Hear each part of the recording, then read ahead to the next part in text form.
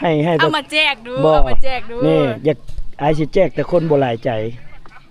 พักเดียวใจเดียว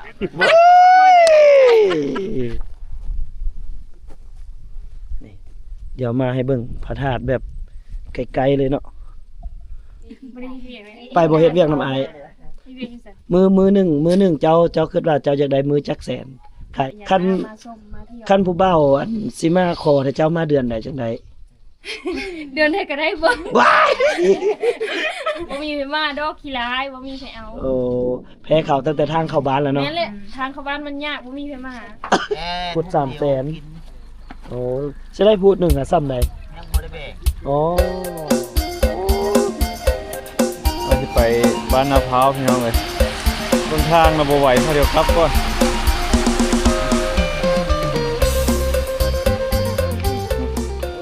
พี่น้องเอ้ยตายเดี๋ยวนี้เฮ็ดได้สิได้ผัวนี่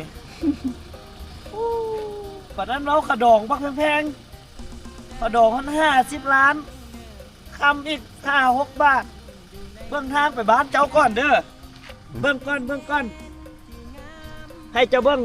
ทางไปบ้านเจ้าก่อนเด้อว่าจังได๋เสาน้ำกระป๋อเสาน้ำหมูขะดองยังสิแพงคือเก่าอยู่บ่คันยังแพงอยู่บ่มีผู้ไปเด้อนี่ได้ลดลงแน่เด้อขะดองอ่ะเด้อลดลงแน่โอ้ยไปกลับเฮาไปขอสาวบ่ได้ซ้ำฮอดตะกลางทาง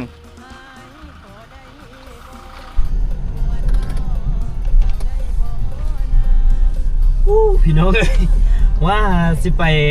หาน่ะสาวน้ำหมูน้ำกระป๋อ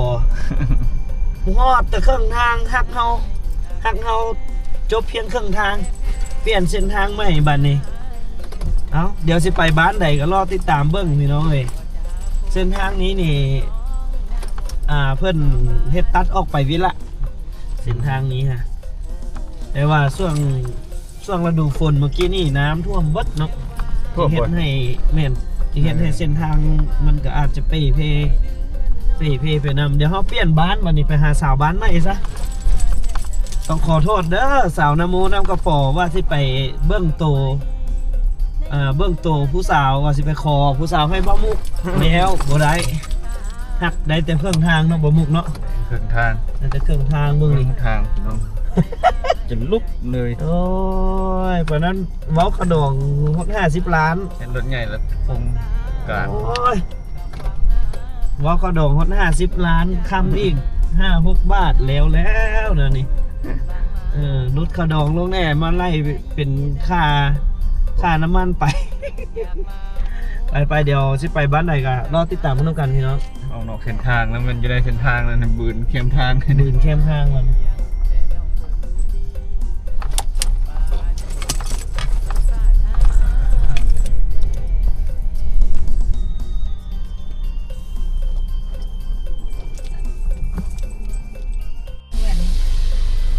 หอดแล้วพี่น้องวัดพระธาตุอินพรหมสิงห์ทางแหวไป1 กิโลไปเดี๋ยวทางเอาอันนี้บ้านหนึ่งก่อนเพื่อนบ้านดงนาคำป้องเฮือนยังดังเดิมเลยเดี๋ยวขากลับออกมาก่อนจังเบิ้ง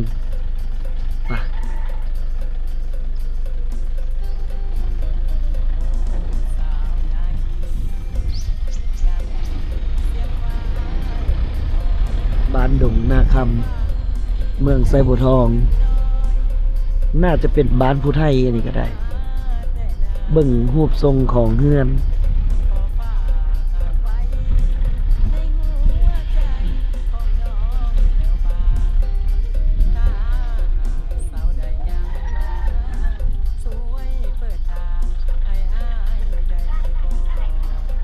สบายดี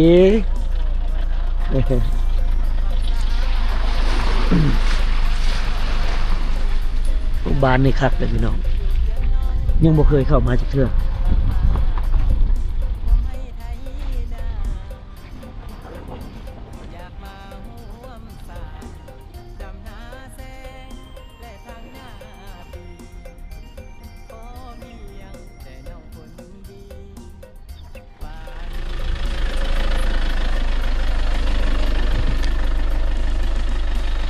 เดี๋ยวเฮาไปเบิ่งธาตุดำพี่น้องบ่เตียงข้ามกะบ่เคยมาจักเทื่อเนาะ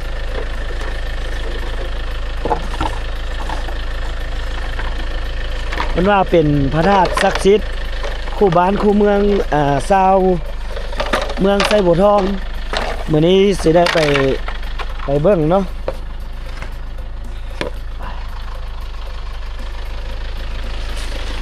มากับวงดนตรีแก้วสกไซนะอัดให้เพิ่นคืนคือเก่าได้ยามตัวงัวเข้าตัวงัวตัวควายเข้าไปทุ่งไร่ทุ่งนา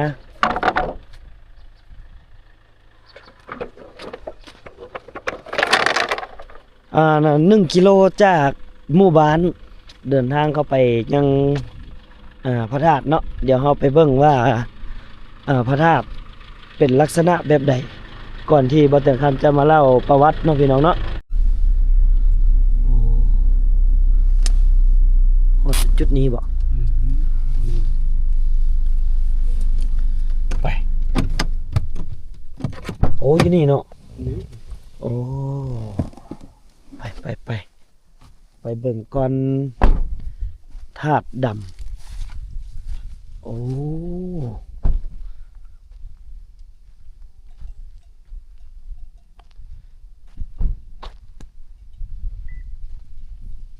นี่พี่น้องมาฮอดล่ะ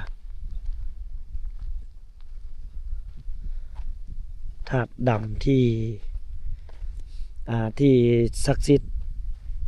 คู่เมืองไซบัวทองเนาะเมืองไซบัวทองก็มีพระธาตุนี้แหละที่เป็นพระธาตุศักดิ์สิทธิ์คู่บ้านคู่เมืองเพิ่น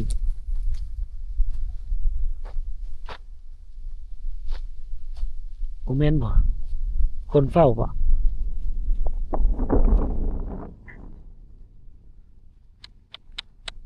ถือว่ายังเป็นสถานที่ที่เดิมๆเลยเนาะเพิ่นยังบ่ทันได้บูรณะปรับปรุงยังปะเป็นแบบธรรมชาติเลย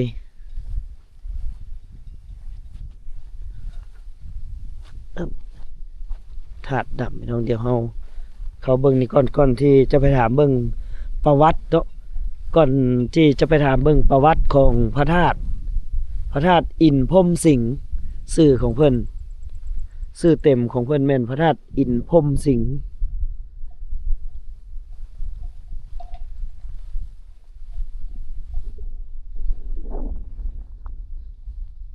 เดี๋ยวมื้อที่เพิ่นนมัสการเดี๋ยวบ่แต่งคำสิอัปเดตให้ในคลิปนี่แหละเดี๋ยวสิสอบถาม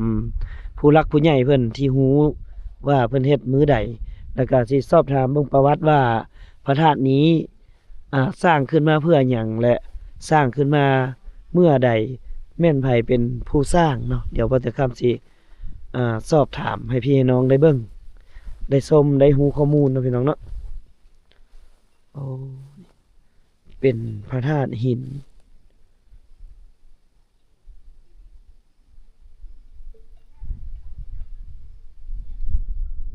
รูปทรงแบบ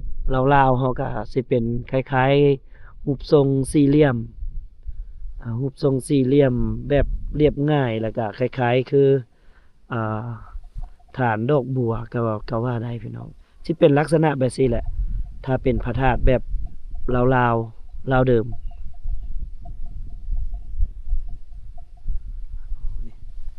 เดี๋ยวพี่น้องเบิ่งแบบอ้อมๆเนาะ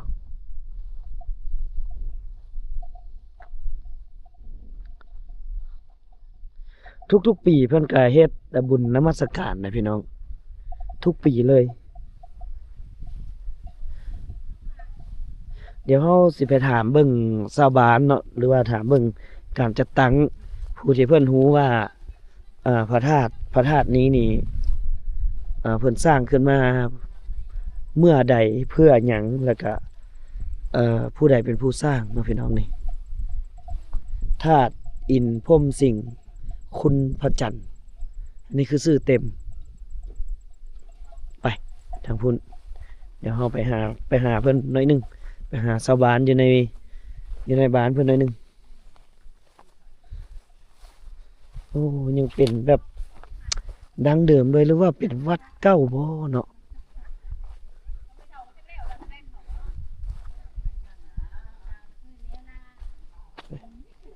เพิ่นมาอยู่เถียงหน้าเพิ่น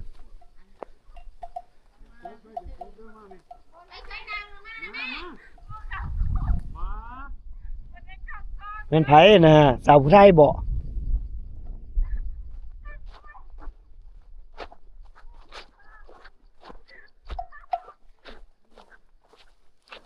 แห้งปบแห้งไล่เอาแห้งปบแห้งไล่เนี่ยเอามาสารภาพซะดีๆเจ้าสิไปใส่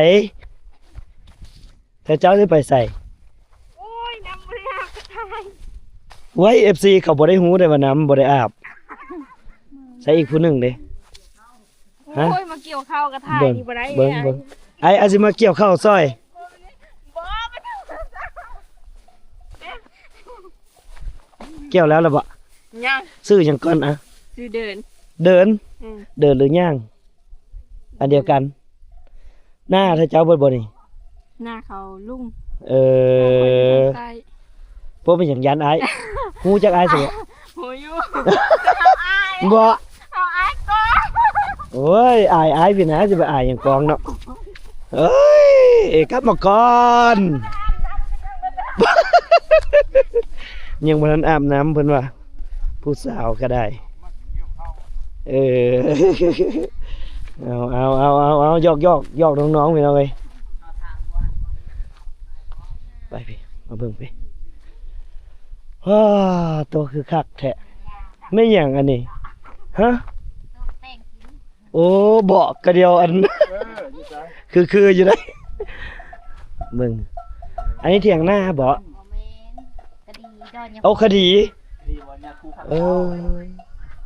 ถ้าเจ้าละมาอัน เกี่ยวข้าวอยู่นี่แหละพักข้าว เออ ปักเสาอยู่นี่ โดยป้าตัวถ้าเจ้าก็ฮู้อยู่บ่ประวัติมันอันนี้ ผู้บ้านไหนแหละ บ่ฮู้ปานใดเนาะ เป็นรุ่นเน่านี่แหละ เออ เกินไม่ละลืม ผู้ใดฮู้ ที่เขาผู้แก้เขา สาวผู้เฒ่าผู้แก่เขาจะฮู้ ชื่อแนวใด ชื่อไปจ้ะ ผู้ที่ฮู้นี่เฮาสินำเพิ่น อย่า ลุงจันลี่นี่ ลุงจันลี อย่าลานอนอยู่แต่หน้าพุ่น ไปหน้า เออ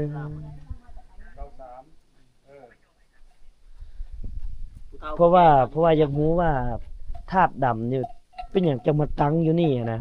แต่ก่อนมันเป็นวัดเก้าบ่ เป็นวัดเก้าว่างหั่น เออ รุ่นปู่รุ่นย่าคนละ ธาตุไปจังเขาว่าธาตุอินทร์ ธาตุอินพรหม ธาตุอินทร์พรหม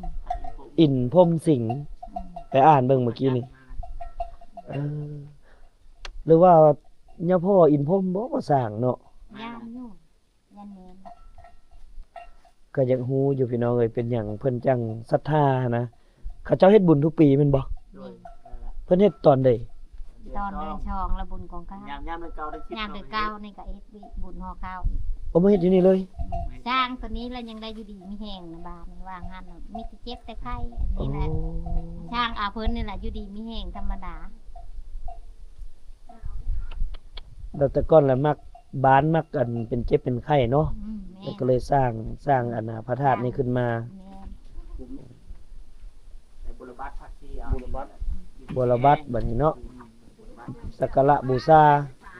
ก็สิดนเติบอยู่พี่น้องเบิ่งตามที่เบิ่ง แต่ย่นบ่แต่ ก้อนสงคราม ชงความเพิ่นแล้วย่น อ๋อแต่ก่อน ยิงนะ ปีใดว่าปี แต่ย่นยิง ก้อนสองปีย่นยิง อืมแต่ปีย่นยิงหัวบ่เนาะ ว่ายันนี้ ก้อนหันบ่จัก ก่อนหัน เนาะก้อนปีย่นยิงอีก เอ โอ้ อก้อนหันละมั้งจังว่าเป็นเชือกแล้วย่น ย่นจังยิงถึงจังแตกอะเนาะ เนาะแม่น เอาถ้าว่ามีโอกาสถ้าว่าได้เห็นผู้เฒ่าผู้แก่จะสิถามเพิ่นพี่น้องสอบถามเบิ่งข้อมูล ถ้าว่าบ่แต่คำฮู้ตามหลังก็สิมาเล่าให้ฟังอีก ว่าพระธาตุนี้เพิ่นจุดประสงค์เพิ่น ข้าวพระเฒ่า สร้างมาเพื่อหยังปีใดแล้วก็ผู้ใดสร้างเนาะอันนี้ก็สิเอาข้อมูลให้พี่น้องได้รับรู้ตึมแล้วก็เพิ่นสักการะบูชาทุกปีนี่มื้อใดเนาะเพื่อได้เชิญชวนคนมาลินมาเที่ยวแล้วเฮาเห็นบ่อนมันเป็นถ้ำหั้นนะ แล้วมีคันไดขึ้นน่ะอยู่ไส อยู่นี่อันนี้พาน้อยเลย ไก่บ่ตัวนี้ไป พา ให้ผู้สาวนี่พาไปได้บ่ มีถ้ำแล้วก็ไม่พบจำปาอยู่หันน่ะคันใดอย่าพอขึ้นว่า เป็นหยังเอาจะไปส่งอายอยู่อันตีนตารางให้ก็ได้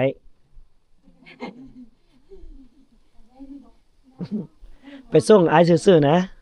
อายสิให้อายสิให้ค่าเดินทางหรอกให้น้ำมันรถไปน้ำมันย่าง ให้น้ำมันย่าง ค่ะให้ไปนั้นนี่ พาตอนนั้นละพารถไปบ่ฮอดเนาะมีแต่ย่างเนาะบ่ฮอดมีแต่รถไปจอดเพื่อนกันมันก็จอดอยู่กลางบ้านเลยย่างเข้าแป๊บเดียวก็หมด อายประมาณ โอ้ นี้ ไปทางไหนเนาะ ไปพูดแล้วเขาในบ้านพุ่นเลย โจมเงินเขาผู้มา เขาหากระเฮ็ดเนี่ยจ้ะ อ๋อแต่เก่าพุ่นแล้วนะแต่รุ่น มันเป็นคันไดไต่ขึ้น เนี่ยพอมาขึ้นเนาะ เนี่ยพ่อมาอยู่ได้ เนี่ยพอมาแล้วแบบเนี่ยพอมาแต่ไทยบอกเขาว่า โอ้ แล้วข่าวไล่หนีแล้วล่าแล้วว่าเยอะว่าจะลงอยู่นี่แต่ปิดนะคะจนออกคืนนี้เนี่ยพอนะ โอ้ เท่าอะไรลาว แล้วไปเฮ็ด ลาว ค ที่ ล้าย นอ ๆกับ ด วัด บ้าน ป้า เกิดเมืองนอดลาวเอาบ้านเกิดเมืองนอด เรามาสร้างในได้แต่เก่า แต่ก้าวเราจะมาช่างนี้แต่ก้าวนะ อืม แล้วลาวเราจะมาลงอยู่นี่ลาวเอาจะมาลงนี่แล้วแบบ เราเมื่อเรา ทหารเขาแล้วเพื่ออยู่ แล้วไปอยู่ไปอยู่ถ้ำมันเนาะมันเป็นถ้ำมันบ่ เป็นถ้ำอะไรแม่นะ แม่นบ่เตียงเห็นอันน่ะห้องการท่องเที่ยวพี่น้องเพิ่นเอาให้เบิ่งเพิ่นละว่าฝากไปเบิ่งในอยเด้อว่าซั่นอันนี้เฮาก็สลายเพิ่นมาอันนี้เพิ่นมาเฮ็ดหยังคนสมมุติว่าคนมาหาถ้ำมาหาอันน่ะพระธาตุนี่ มาไว้ ทำมาไว้ได้ ขอพร ให้อยู่ดีมีแรง บะบุญ เห็นจะได้หยังเขาไว้ละได้เขาว่า อ๋อ สิทธิ์ได้ โดยจักหน่อยเดี๋ยวสิไปกราบเพิ่นขอพรเพิ่นจักหน่อยหนึง เห็นว่าจะได้หยังก็ได้เขาว่านะคอยก็ยังบ่ไว้จะยังบ่ได้เคยไว้ข้อยอยู่หายติกะนาติเด่น โดยเนาะเอา บ้านใดก็เขาว่าเงินเฮน่ะไว้เฮเห็นได้เห็น โอ้ เงินเรา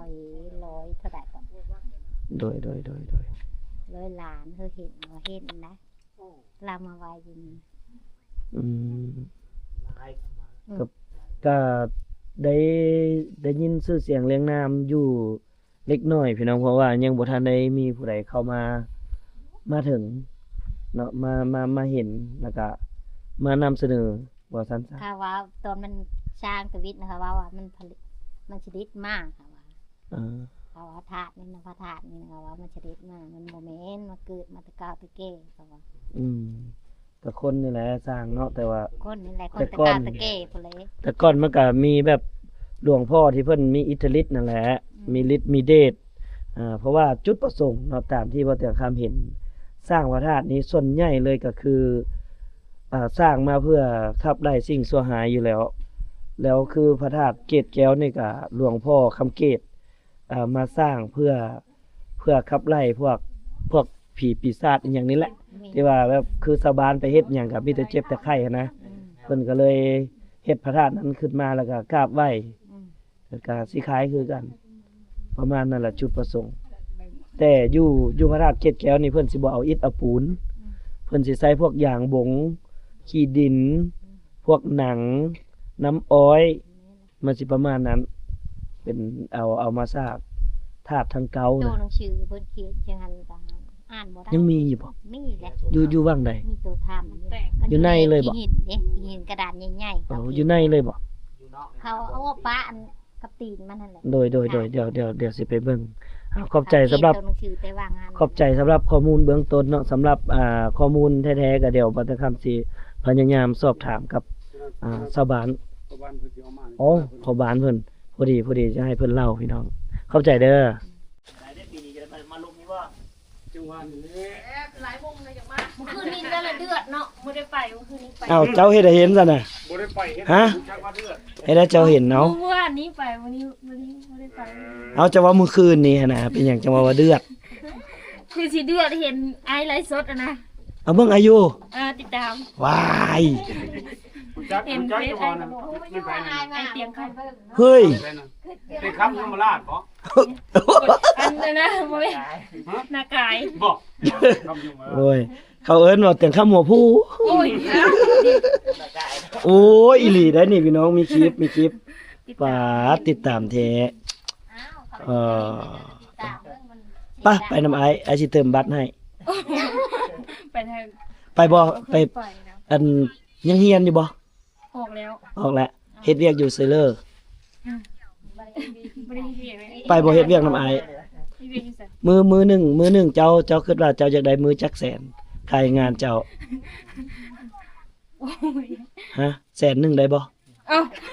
มื้อละแสน มือละแสนเอาบ่กินกับฟรีอยู่กับฟรีนอนกับฟรีมือละแสนหรือว่า200,000บ่ แล้วแต่อายได้เบิ่ง โอ้ยกินฟรีอยู่ฟรีนอ อั น นนี้ น้ำปีอีก ว้ายนอนกับบ่แม่นนอนน้ำอายดอกก็นอนคนละห้องกันแหละเอาหยอกน้องๆเนาะสาวบ้านยังก็ บ้านดงนะคำ ดงนาคำ โดย อยากให้คนมาเที่ยวบ่ โดย เชิญเพิ่นแหน่มาเด้อมาตอนใด เว้านี่ หึมาในเอาเว้าเนี่ยเชิญแขกมาน่ะแม่ จักประหลาดอีหยังบ่รู้สึก มาบ้านเฮานี่นะมาช่วงใดมาเด้อผู้บ่าวมาลิ้นบ้านน้องเด้อ เดือนหนึงเดือนสองก็ได้ มาทุกมื้อก็ได้เนาะ มันจะมีช่วงบุญและแม่นเดือนแล้วช่วงเกี่ยวข้าวนี่เดือนหนึ่งเดือนสองเขาสิเดือนหนึ่งเดี๋ยวนี้แล้วก็ช่วงเดือน3เดือน4ก็มาได้ อืม แบบมาไว้ทอกไม้ไว้ทาดอีหยัง คัน มาส้มมาเที่ยว คันผู้บ่าวอันสิมาขอให้เจ้ามาเดือนใดจังได เดือนใดก็ได้เบิ่ง ว้ายก็ดอกบ่แพงติเนาะ บ่แพง หน่อยแพงหลายเมื่อได้นี่ บ่แพงแต่ว่า แต่ว่าหยังเอาคำบ่เนาะ แต่บ่มีไผมาดอกขี้ร้ายบ่มีไผเอา โอ้แพ้เขาตั้งแต่ทางเข้าบ้านแล้วเนาะ แม่นแหละทางเข้าบ้านมันยากบ่มีไผมาขี้ตมสินะ โอ้ยคันใจประสงค์แล้วอ่ะเพิ่นเว้าว่าอยู่ใส่เขากับใต้ก็ตามไปดอกคะแนนใจมันใจมักแล้วเขาก็ไปเลยแหละเนาะผู้บ่าวเอ้ยมาเด้อเขาดอกบ่แพงสาวบ้านนี่เขาดอกบ่แพงเด้อเอาขอบใจน้องๆเด้อก็เชิญชวนพี่น้องเอ้ยมาเที่ยวงานบุญทุกๆปีแหล้วเนาะประมาณเดือน2เนาะเดือน2ลาวเดือน1สากลมาเด้อพี่น้องเด้อมาเที่ยวเด้อผู้สาวหลายอยู่เนาะหลายอยู่เนาะโอเคขอบใจน้องๆพี่น้องเดี๋ยวเฮาขออนุญาตเข้าไปกราบเพิ่นหน่อยเด้อ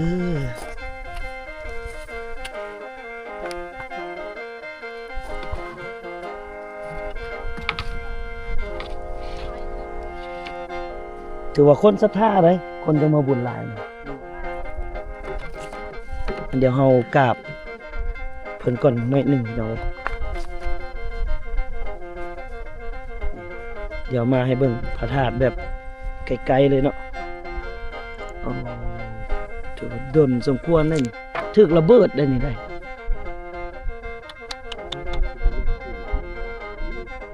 โอ้คันสร้างตอนนั้นบ่แม่นปูนเนาะแต่ผสมหินอันนี้ก็น่าจะเปลือกเพิ่นเนาะ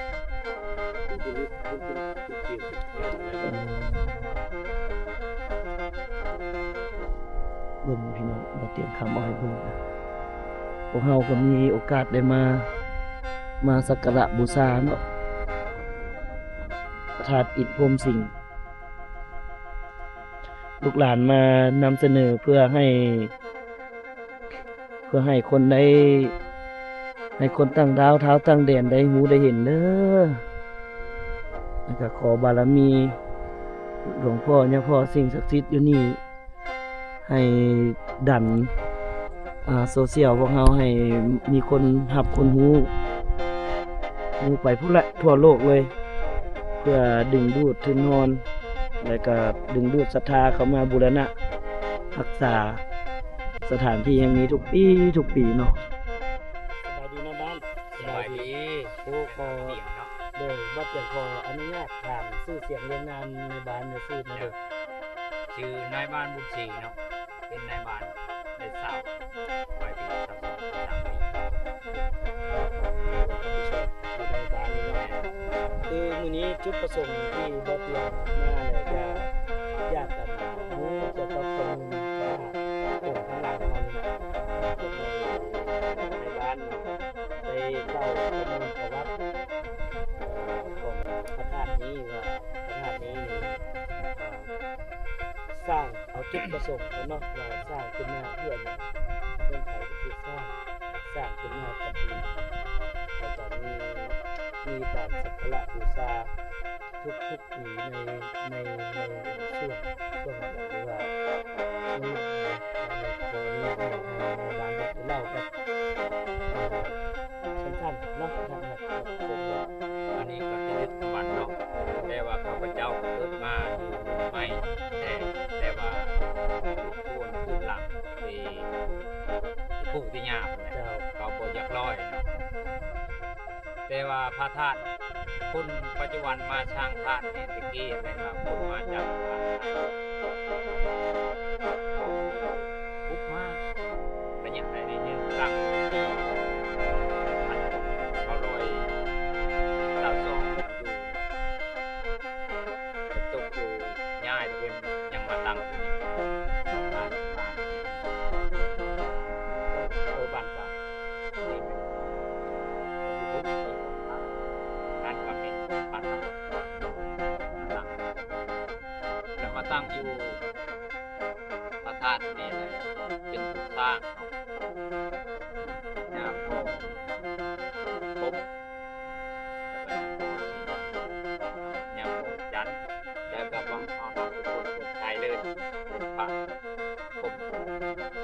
ผมมาจากเอาประวัติเลยเป็นผู้สร้างตั้งอยู่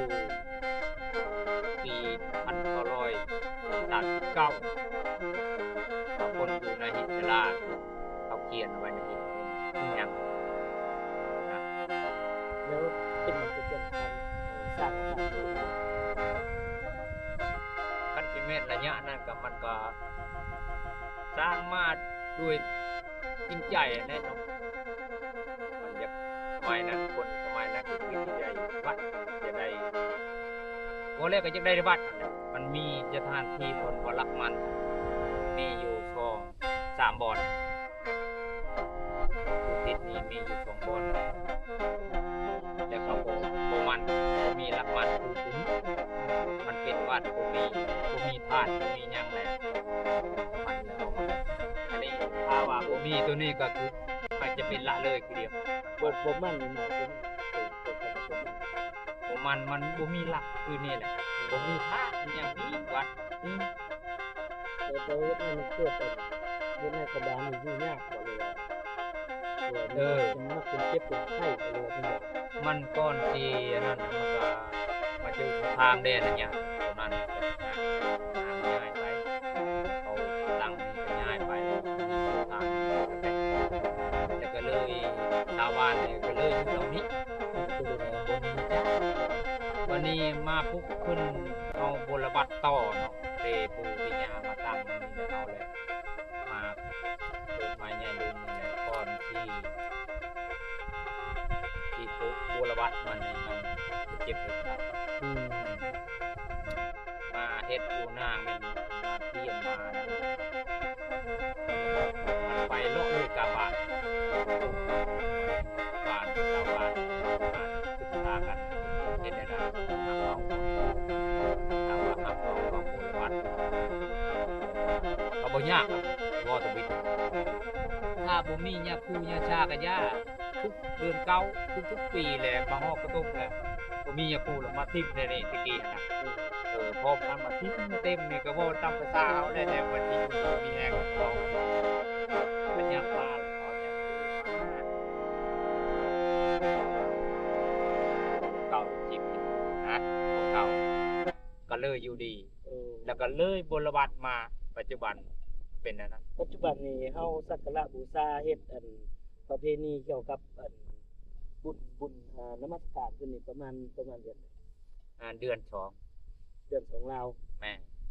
คือจะท แต่ว่าก็ยังบ่กำหนดบ่ได้แต่บ่ให้เกินเดือน 2 อิงตามความพร้อม บางเทื่อเฮาก็การผลิตเฮาก็ยังช้า เดี๋ยวเลาะเบิ่งบานไว้ก่อนพี่น้องเลาะเบิ่งบานดงนาคำเฮือนหลังนี้เยอะขนาดเลย แบบเขาเจ้าน่าจะต่อหลายเทื่อนะเป็นเฮือนดังเดิมคักอยู่เบิ่งบรรยากาศ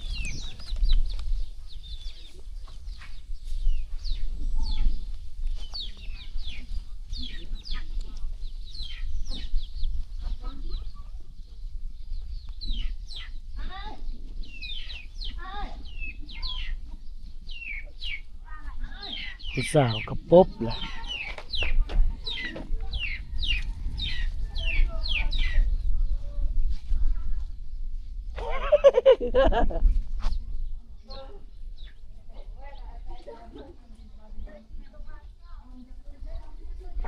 สาวอยู่เทิงบ่เด้อโอนไปเดี๋ยวเลาะบานก่อน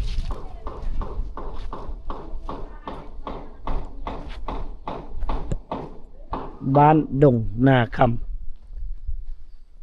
ำคักเนาะบ้านเพิ่น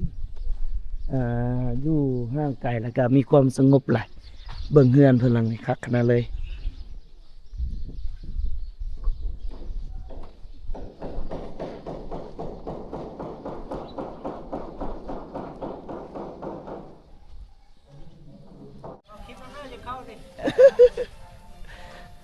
เฮ็ดเนื้อเองวะFC ยังบ่มาอยู่ FC ฟื้นอยู่ บ่ไปบุญวะ ไปจะคืนนี่พวก โอ้พี่น้องเป็นบ่ธรรมดาเพิ่นน่ะหลังจากไปวงดนตรีแก้วสกไสมาแล้วเบิดเงินแล้วก็มารับจ้างอีก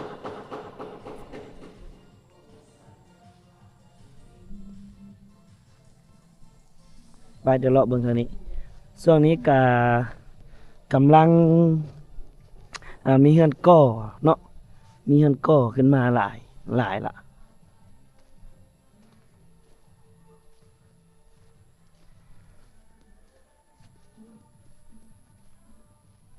นี่คือบรรยากาศบ้านดงนาคำพี่น้องเอ้ยเดี๋ยวเบาแต่ค่ำกับสีได้โจคลิปนี้ไว้สำหรับคนเอาพี่น้องเนาะเอาไว้โอกาสหน้าจังว่ากันไหมสำหรับอีพีนี้ก็เบาแต่ค่ำขอโตไปก่อนเด้อสบายดี เสื้อน่ะอีพอเฮ็ดให้ใหม่แม่ โอ้ถ้ามีถามเสื้ออีก อยากได้เสื้อทีมงาน เอาเสื้อไป แก้วสกใสนะ เอาเสื้อไผ